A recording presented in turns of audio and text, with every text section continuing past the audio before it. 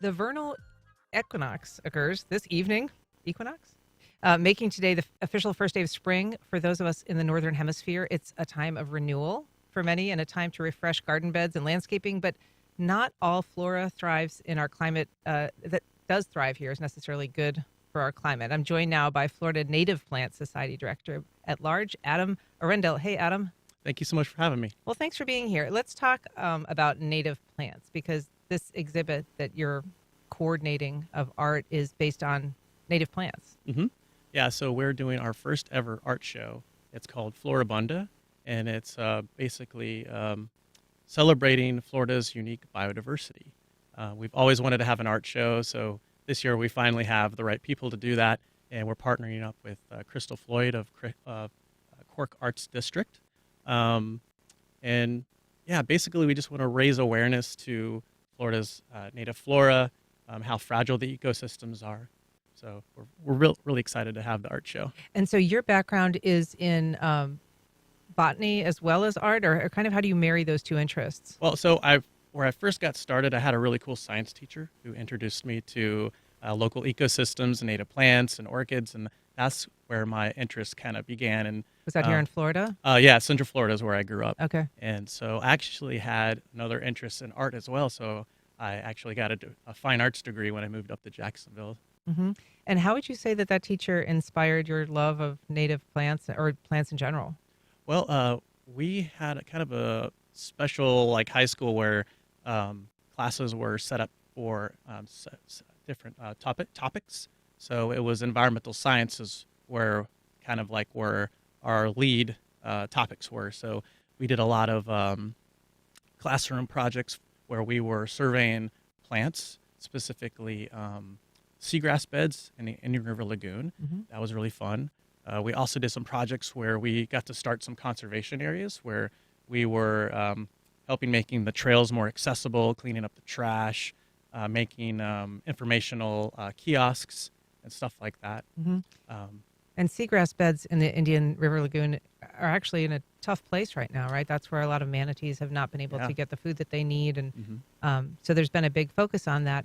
Um, what do you think the value is of people knowing the story of native plants and kind of how they fit into Florida's ecosystem? Well, there's a lot of benefits for plants in general. Number one, they make our oxygen. That's a really important thing. Um, More benefits for native plants are with the wildlife value for that. So having native plants, that you're creating a food source for wildlife and shelter for them as well.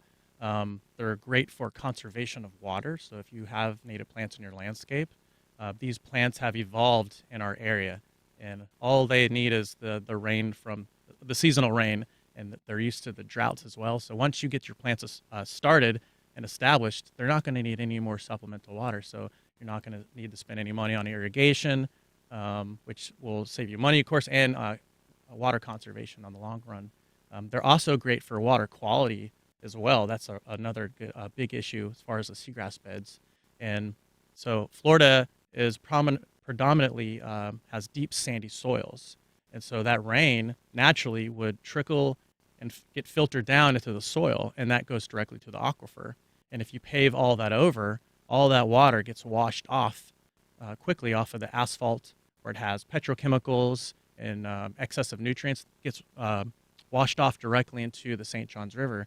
And that's another element of why we have such these heavy green algae blooms in the water.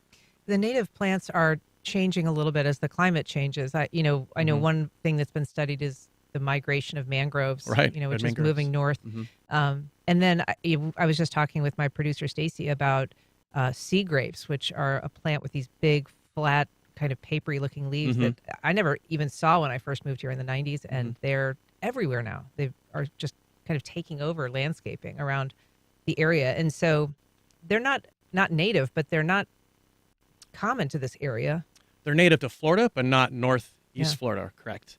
It's same with the red mangroves as well. So as things are heating up and water levels are rising, we're starting to already see a push for a lot of these central and South Florida plants moving up. And the red mangrove is directly probably from climate change, but the sea grapes, that is actually in the nursery trade as well. So I'm starting to see those more in sold in like big box stores. Hmm.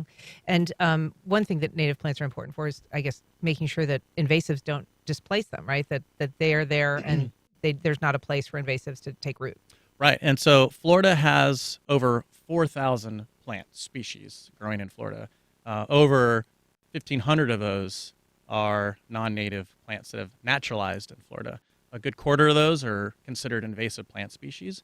And what happens with these plant species, they have no natural pests or predators here like they would in their natural environments. So when they come to Florida, it's kind of a free-for-all. They get to grow really fast, and that's how they push out more beneficial native plants that provide food for wildlife and shelter. So we do a lot of our work for the ICSIA chapter and the Florida Native Plant Society, doing a lot of native, invasive plant removals. So talk about the art exhibit, when, where. I know you said it's at the Cork Art Gallery, but tell us a little bit about who's participating and what people will see. Awesome.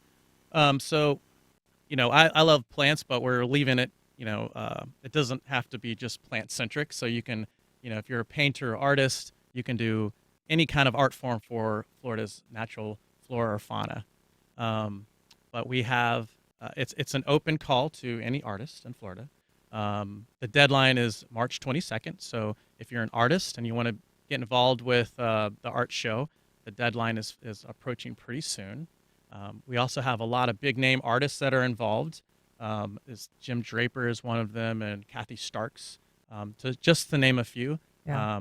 And we've had a lot of submissions from the public, and there's a lot of big names that have already confirmed the art show. So we're pretty excited about that. So. And your work will also be on display? No, my artwork will not be on display. I actually did the poster. Okay. And on all the graphics for that. And is there a plant sale component of this too? Yes. So our chapter, the ICSIA chapter, we are having our 9th annual native plant sale. It's one of our biggest events that we do. It's from 9 to 3 o'clock at Native Park. And if you want plants, you got to come early. I mean, we sell out of plants really fast. And the first hour is a bit chaotic. And we have a lot of great plants. We make a huge effort to kind of make a wide variety available to people. And the majority of that is from our members that grow all these plants, and we all have many nurseries in our yard. We will have a few other plant vendors as well. But the most popular items are going to be the native milkweeds, which are a great host plant for the monarch butterfly. So we sell out of those really fast. Excellent. And Florabunda, the deadline to submit, you said, is the 22nd. When's the actual exhibit? The actual exhibit for Florabunda is April 27th. All right. Terrific. Well, Adam Arendell, thank you so much for being here and talking plants and art. Thank you so much. All right.